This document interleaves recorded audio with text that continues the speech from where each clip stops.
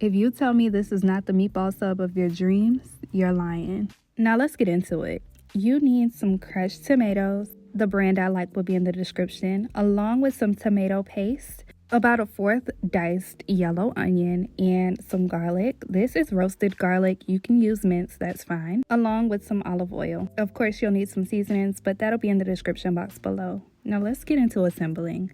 To a pan on medium heat, you're going to add this garlic-infused oil from the roasted garlic cloves, along with the onions and the roasted garlic. Like I said before, you can use minced garlic, that's perfectly fine. But if you do that, allow your onions to cook until soft first, and then add in your minced garlic.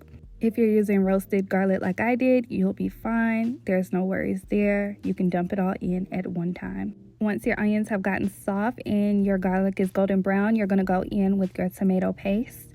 And you want to take your time and allow this to cook down. This will take about 1 minute to 2 minutes. Once this has had the opportunity to cook down, it should look something like this.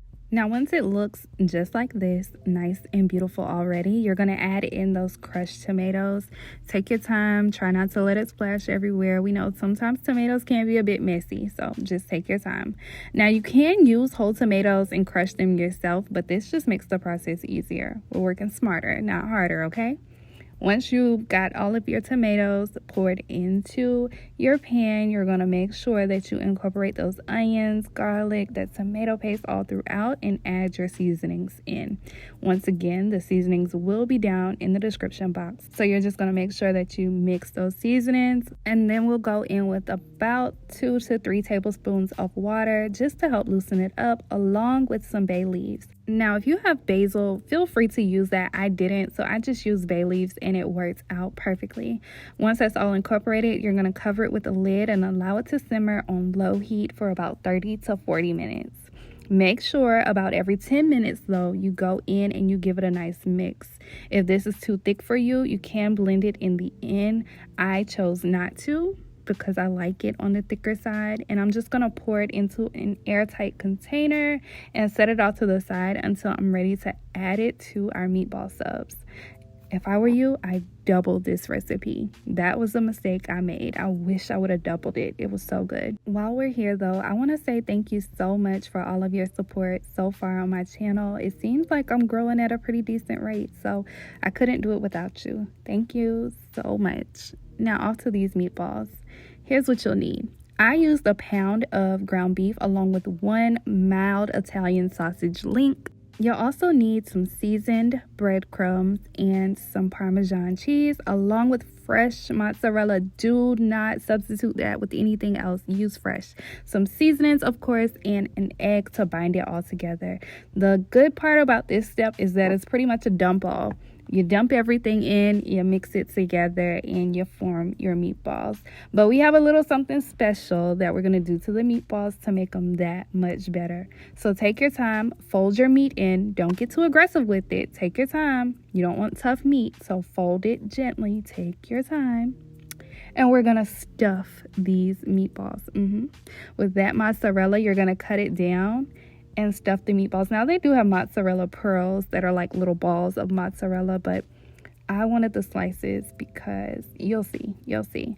Form your meatballs into a little ball and add a well to the center and stuff a piece of that mozzarella right to the inside. I took an entire slice and I cut it into 4s. So that's how I was able to achieve that size. That's all I did. It's nothing special. Roll it into a ball, and there you have it, your meatball. I saved us all some time and did the rest off camera, but now we're gonna go ahead and put them into a nice hot pan. This pan should be on a medium to a medium high heat. Do not put a meatball in this pan until your pan is fully heated, okay? You want those meatballs to sizzle the moment they hit the pan, because you want that crust to start forming on your meatball. If you do this without allowing your pan to get hot, they'll just fall all apart, or they won't get that nice color. So after they've gotten brown, depending on the size of your meatball, the time will vary. So just check to make sure that they are golden brown, beautifully browned on one side. If they are, go ahead and give them a nice turn. You want to get them nice and golden brown all over, and see if you let them sit, you can do that. You can do that. Okay. Now we're just going to take that marinara sauce that we made, dump it into a pot, allow it to heat through with those meatballs until they're nice and cooked all the way through. This will take about 15-20 minutes, okay? Let it go. Just let it go. You can let it simmer longer than that if you'd like. Now we're going to assemble. Now I had some pesto in the fridge, and I'm not going to lie, I thought, why not go in with some pesto? And that was probably the best decision I ever made. Then I took those mozzarella slices and added them there. And you remember we cubed up that mozzarella cheese for the meatballs? Yeah, none of that goes to waste. We're adding that on there too. You're going to broil it until nice and golden brown like this. You're going to put your sauce on there. You look, my mouth is watering while I'm going through this. You're going to add your meatballs along with a little more sauce, because a little sauce never hurt anybody.